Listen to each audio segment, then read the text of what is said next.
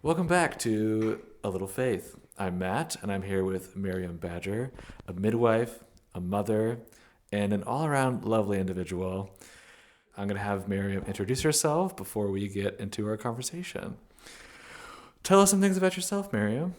I'm 44 years old and I have lived most of my life in Ontario. There was a time in my life in my early 20s when I moved to England to pursue my passion for becoming a midwife. So I lived in England for about 9 years while I worked and traveled and explored life, shared houses with lots of different people, and yeah, so spent about 9 years in England, and then returned to Canada and worked here as a midwife. And then Aaron and I met in 2013 through some friends. We've made our lives here for the moment in Eastern Ontario. So you're a mother. Tell me about that. Our journey to have Maple has been, I guess, sort of a long journey. We started off, like Aaron and I sort of met later in our lives. I was probably about 37 when we met, and Aaron's 4 years younger. When I was about 40, we finally decided to start having children, and ran into issues that most 40-year-olds would with infertility. So then we ended up starting down a journey of trying to figure that out, and so that was probably about a 2 year process, or a 3 year, I guess, until we ended up having Maple. Yeah, so we started down the journey of sort of trying to do things naturally first, like with a natural path, and then ended up in a place of getting a referral to Mount Sinai in Toronto, seeing specialists, and Wow. yeah, so kind of in a place that I didn't think I would find myself in, and then having to make all these decisions, really kind of complex decision making around fertility treatments, and all the decisions that you get sort of confronted with along that journey, and really unexpected, I guess, in some ways. On our first try of IVF, the cycle was successful and everything continued as a normal pregnancy. So Wow. yeah, which was really amazing. So then at 43 years of age, I guess, I found midwives that I was connected with, that I'd known from my work, because I also work as a midwife. And so then they took me into care and followed through with them and had a really healthy, wonderful pregnancy, really. Lots of challenges along the way, because I ended up needing to, I wasn't able to wear my leg after about 20 weeks. So, and I sort of, in my mind, had thought I'd be able to wear it right up until the end. I don't know how, but, but somehow. Yeah, so, and then had a really wonderful birth here, supported by midwives at our house here. Was And it in this room, the room yeah, that we're yeah, sitting in right yeah, it now? was right Oh my actually, word. just right over there. Yeah. Okay, fantastic. Yeah, yeah. So that was on Thanksgiving Day last year at about 9 o'clock at night, and then the midwives sort of tucked me up into bed a couple hours later, and they left, and Maple and I, and actually my mom and I and Maple shared the bed that night together, and Erin was asleep in another room, and so my mom and Aw. I were just reflecting on that. She was just here until yesterday, and now we all were in the same bed to get Maple and her and I. So that was really lovely. Just Oh, wow. yeah. So then we spent the day as a family the next day, and my mom was here because she was here for the birth, and had a wonderful day, just starting to kind of experience feeding her, and just this little life in your life in a much more real way. And then that evening, the midwives came to do a check, and everything seemed fine. But the last sort of check that they did was checking her oxygen saturation levels, and they were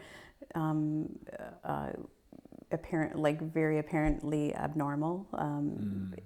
So we ended up heading into Kingston General. I still, it was still sort of in a home birth bliss kind of place. Like, I couldn't kind of get my head around that something was wrong.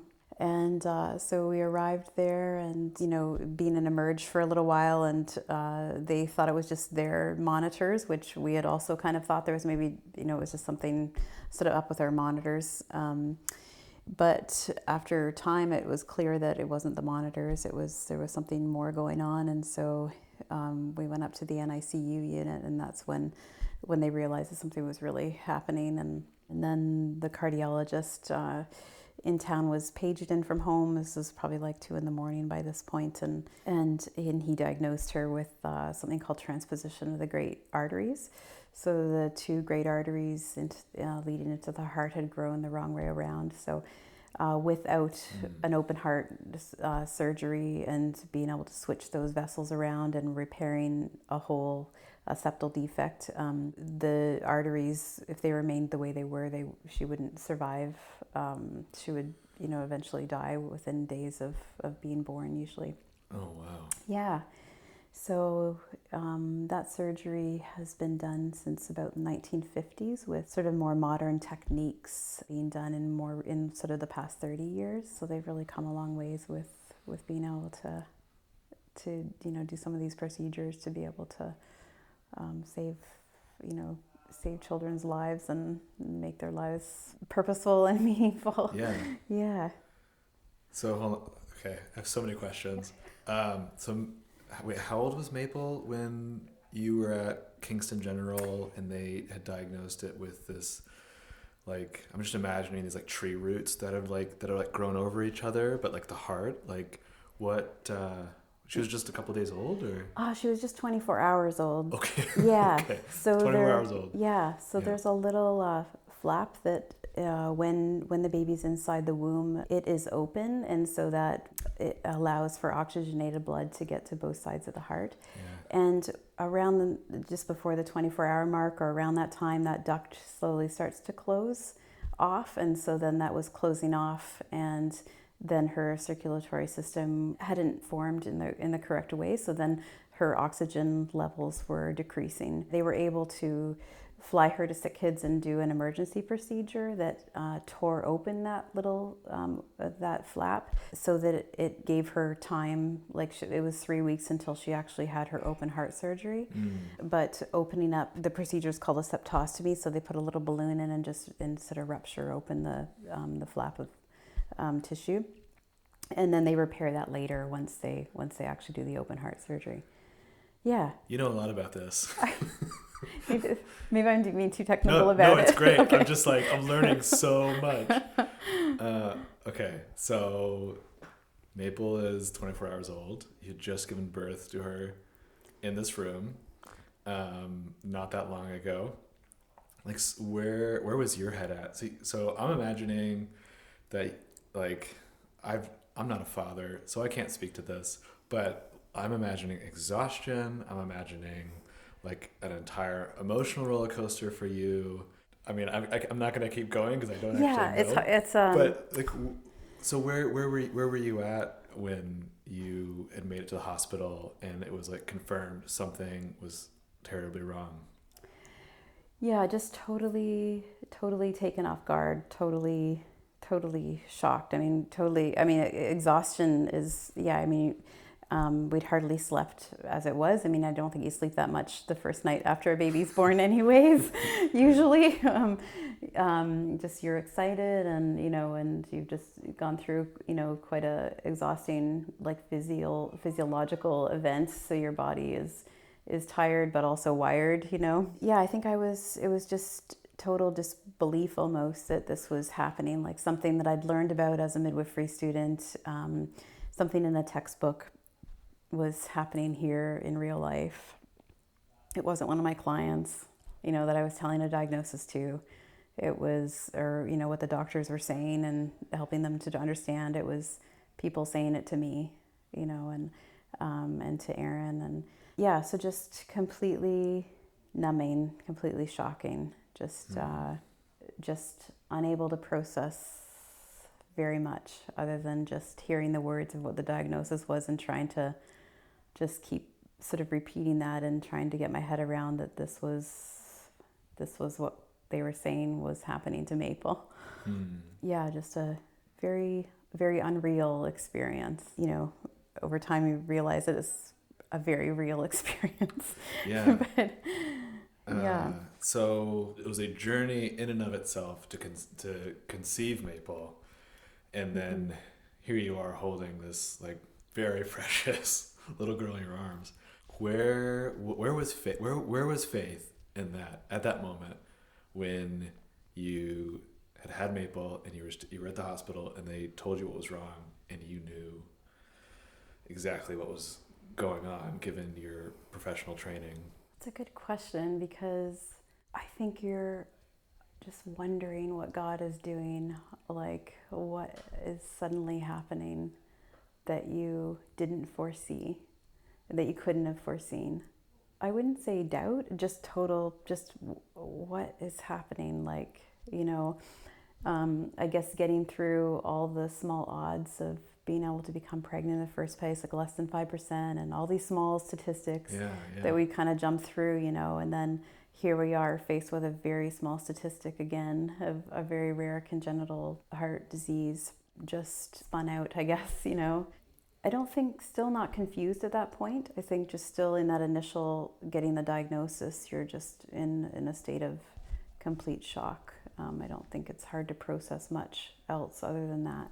Was it an immediate connection with God? Was there like a reach out or an attempt to connect with God in that moment, even if just to pose the question, or did it feel very distant, or did God feel very distant in that moment? No, I wouldn't say he felt distant. I think like having my mom and Aaron there, we were all sort of, none of us knew, what to, like you don't really know what the diagnosis means at that point. I mean, you know sort of technically to a small degree, but you don't know what the implications of that are going to mean going forward, even within the next 24 hours. I think that, having my mom and Aaron there, and we all, immediately kind of asking God for help, in that situation, and sort of hanging on to each other, all holding the same faith and hope that God would spare her. The doctor that had diagnosed her did give us hope, because he had a niece who was in her early 20s who had actually been diagnosed with the same thing at birth. And it was hard in a way to hear like that, I knew right away that her condition meant that she would die without, intervention and without surgery. But you don't like to have him tell us a story of hope so soon after getting the diagnosis was in some ways sort of hard. Like it was hopeful, but it was also hard to know whether that would be Maple, whether she would survive and go on to lead this fulfilling life, whether that was going to be something that would be for her, that would happen for her.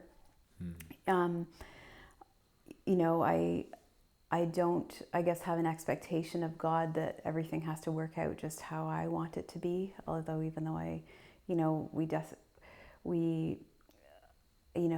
like when I've cried out to him and prayed to him about things in my life, you lay your desires and to him, but knowing that it doesn't mean that he has to make things all just happen in the way that you want them to happen and work out.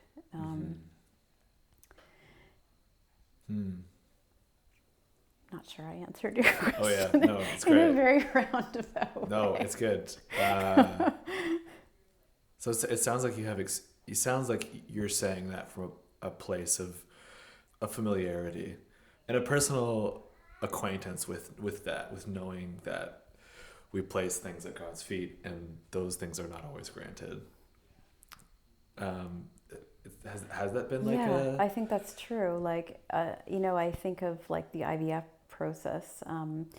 That was even challenging, sort of, even with Aaron and I, like, ethically, there's a lot of ethical sort of issues and I can only imagine. Do you even start that process to begin with? A lot of questions like that, and then all the little minute decisions that you make along the way.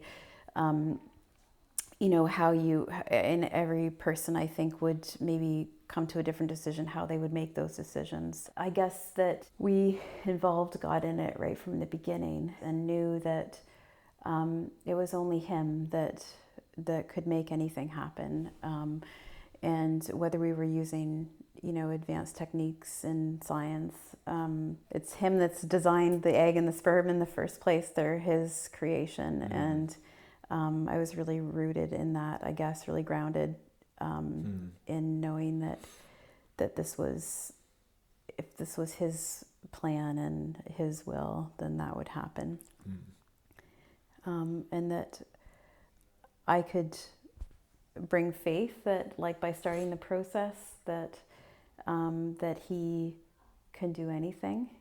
So I had a seed, but I knew that, I could still bring that faith to it, and it may not happen because, that's not everyone's experience, and it's not everyone's experience who believes in God that you just end up with a child. But I think all these decisions and things that we face, we bring our faith that God is in control and it's not us. So you were describing, like, pre-maple, all of these, like, we're laying faith at God's feet. If this is going to happen, this whole thing is hinged on him, which I think is a beautiful idea. But now you have a daughter. And so what does having Maple do to your faith now? Thinking back to all of those moments, those, I'm sure, sleepless nights or long conversations with God. Like, how does that revamp your faith, looking back on all of that now? Yeah, I don't know if it revamps it, but it's the only way to go. Like, it confirms to me that it's the only way is to involve God in all of these decisions in our lives. Maybe it's easy to look back and like think that now you have faith, and if things had been different anywhere along the line with Maple, either with conception or with her life being taken in those early stages, like when we were at the hospital, like would we still have this faith in God? And I think that, it was something I thought a lot about in the hospital, because I felt like I was preparing myself for possibly her not making it. There was a number of complications that she had post-surgery that kind of held her life in a balance. And I really felt like I needed to do some work there in the hospital, whether if she didn't make it, whether I was going to still trust God, and I mean, I didn't have to face that in the end, in the sense that she didn't die, when we were at the hospital.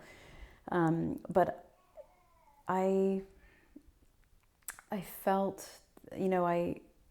I felt that I wanted to be sure that I was going to still trust God, whatever happened, because it's His will that's happening and not mine,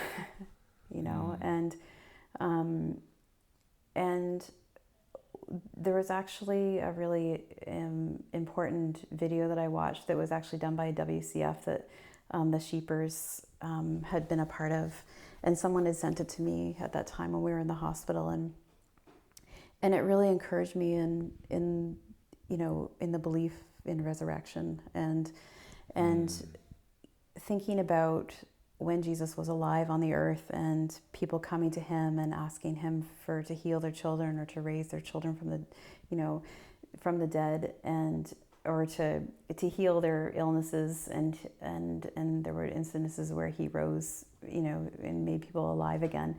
That why wouldn't we be able to have that same relationship with him, where when he comes back, that we can go and ask him, and that gave me a lot of hope beyond just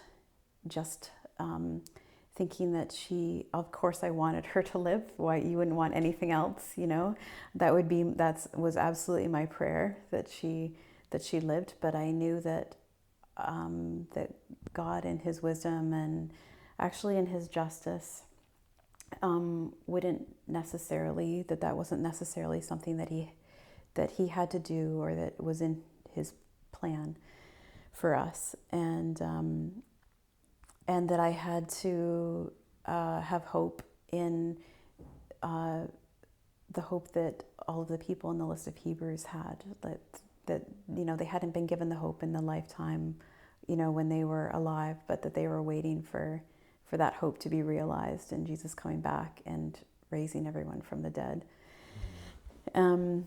So I don't know, that was like a really core thing that helped me through. And I know that there was other people around us at the time, and their faith was that, or their way of expressing that they knew that God was, that Maple was gonna be okay. And a lot of people expressed that she would be okay. And to me, that wasn't helpful. It was helpful to figure out and wrestle with God and know that I was going to be okay, that I was going to still believe and trust God, whatever happened, whether her life was taken or whether it wasn't, and that I had to kind of work that through, thinking in the future, not just expecting God to do one thing, although I desperately wanted that, with every part of my being. That was absolutely my prayer. So you mentioned that Aaron and your mom, being there earlier, you'd mentioned that Aaron and your mom were there, and there was that faith shared together in that space. And you just described this, I can't even imagine this wrestling, this over in KGH, this wrestling over, this is what I want, but if this isn't that case, then I just want to come out of this trusting you. It just you were surrounded by you were surrounded by people who deeply love you at a frontline level, Aaron and your mom, and there were other people probably buzzing around at the time too. But what you described was very personal, and that's kind of what was the question was. At the end of the day, in this dark night when, Maple's life really felt like it was in the balance, it just sounds like this is something that came down to you and God at a really primal level, a primal conversation of. Yeah, I think that's true, because I think everyone was wrestling with it in different ways. His parents were there at times. Yeah. My mom was there. And we were having conversations a lot about God, and, and what he was doing and what was happening, and, how to reconcile these things with him. And of course, and we were praying, all together and separately, although, I'd say there was times in the hospital that were really challenging to pray in those personal moments, and to know that other people were praying for you was really a powerful thing. But yes, I think that it was that was my own personal experience of wrestling in my own thoughts. And I can remember almost kind of, I wouldn't say arguing, but just having differences of opinions as to how God was, working. And I think it's more that everyone's trying to work it out, everyone's trying to work through what is happening. So you have a daughter, you had a home birth here with midwives, and you are a midwife? That's what you alluded to? Yeah, I trained, I went over to England to train as a midwife. I moved over to England in 1998 and lived there for almost 10 years, so I didn't kind of focus and get my midwifery training right away. I sort of went on different journeys and did different jobs, and then about 4 years after I was living there, I got accepted to a program and did my degree over there, and then worked for about 2 years in a hospital over there. Wow. Yeah, and then came back to Ontario and got my certification to be able to legally work in Canada. So that took about a year. Sort of rough idea, like you have about a 40 caseload of women sort of every 12 months. And so you do, about 40 births of your own, and then you'd go out and back up other midwives as well. So yeah, so a fair number over the last 10 years. Yeah, or 12 years, I guess. How has over a decade of midwifery influenced and colored your faith? One thing that's become apparent to me through reading through Hebrews 11 is that in the early verses of that chapter, it talks about a benchmark. If I just read that verse, because it's better in that wording than my own. Okay, yeah. By faith, we understand that the entire universe was formed at God's command, that what we now see did not come from anything that can be seen. And there's a couple other times in that chapter that there's little benchmarks back to this concept of, God being the creator. And I do really feel that has been a touchstone to my faith, that the way that midwifery has been wrapped into that is observing birth. And so observing this act of creation, and how, even on a physiological level, like how that happens, how, the development of a child in the womb, and then coming to full term, and or to term, and being born, and watching that whole process over and over again.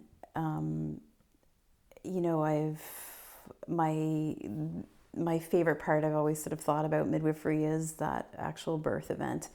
And as a midwife in Ontario, we obviously care for women through all those different stages, but to be able to be there at the actual birth is, to me, one of my favorite parts. And when and the baby actually being born, I've never lost the emotional connection, with that event happening. And I think it's, in my, struggling with my faith, and coming to understand God, and understanding the faith that is involved in believing that He created the whole universe and everything in it, and those early chapters in Genesis. It does take a lot of faith to believe that God, the way that God said it, happened that way. And when a new life is born, it also, it reaffirms to me that whole process, that whole plan. So it's really deepened that touchstone of going back to creation, of going back to the key elements of our faith, even though we might all be challenged in different ways. And the chapter in Hebrews really kind of helps us to understand that everyone goes through different challenges, and but it produces the same substance, this faith. But we all share in common the faith, or the trying to understand how God, the belief that God created the earth, how He says in Genesis, and I've over time have, I think, to really have that belief that God did that is also to understand, to read things and understand the theory of evolution, and to contrast, and to keep reaffirming, not just in a blind way, but also,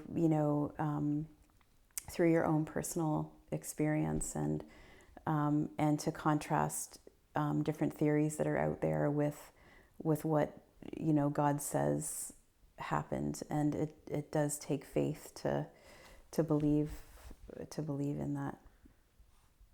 Yeah, and for you, so going back to this witnessing like over hundreds of births, and that with each birth, you're like, I'm trying to put it in your words. You are, what is it? It's like each birth is reaffirming of like creation as a powerful thing.